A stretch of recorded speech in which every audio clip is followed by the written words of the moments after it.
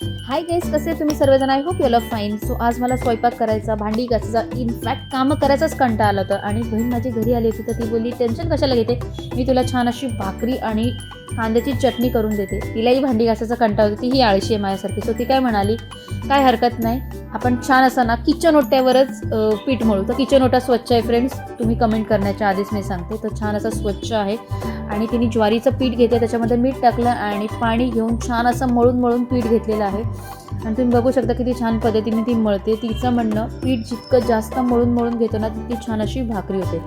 असो, तिचं म्हणणं खरं आहे की खोटं ते मला माहीत नाही, पण कोणाला थंडीमध्ये भांडी घासायचा कंटाळा येतो. मला भयंकर कंटाळा येतो यार हल्ली सगळी कामं करायचं. कोण असेल त्यांनी कमेंट करायला विसरू नका. आणि हो यार, चॅनलवर जर नवीन असाल तर प्लीज यार लाईक शेअर सबस्क्राईब करा ना.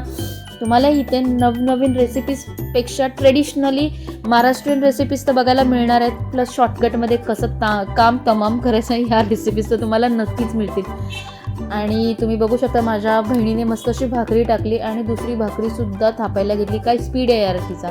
आणि भाकरी पाहू शकता इतकी मस्त अशी फुललेली ना. ती सांगत होती मला की छान अशी पीठ आहे ना मळून घ्यायचं तर तुमची भाकरी छान अशी सॉफ्ट आणि फ्लफी होते.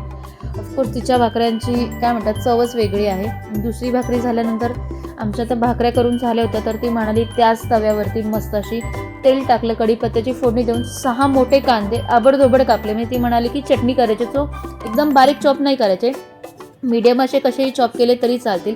छान असे ना कॅरमलाइज टेक्स्चर आला पाहिजे कांद्यांचा, म्हणजे जास्त पण ब्राऊन नाही जास्त पण कच्चे नाही. सो प्रॉपर कॅरमलाइज ब्राऊन कलरचा टेक्स्चर आला पाहिजे, जिथे पिंक आणि ब्राऊन ओनियन असतील. सो पाहू शकता आपले कांदे रेडी आहेत. आता त्याच्यामध्ये आपण 2 मीडियम साईजचे टोमॅटो ॲड करायचे. टोमॅटो नाही टाकले तरी पण चटणी छान होते, बट आम्हाला टोमॅटो टाकले तर चटणी आवडते. सो आम्ही 2 मीडियम साईजचे टोमॅटो टाकले. त्याच्यामध्ये मसाले ॲड केले, आवडीनुसार कमी जास्त ॲड करू शकता. सो आम्ही हळद, लाल तिखट म्हणजे रेड चिली पावडर, मीठ, कांदा लसूण मसाला आणि धणे पावडर, सो हे मसाले बेसिक मसाले ते ॲड केले. कोथिंबिरीने छान असं टाकलेले, कारण कोथिंबिरी महाराष्ट्रीयन जेवणामध्ये चव आणते यार. आणि झाकण ठेवा, वाफ काढा.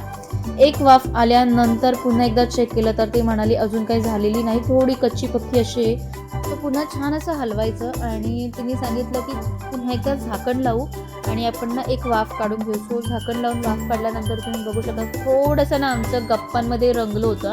पण किंचीची भाजी करपलेली आहे, पण तीही भाजी छान लागते. बहिणीच्या हातची काय चव आहे. सो प्लीज यार लाईक करा.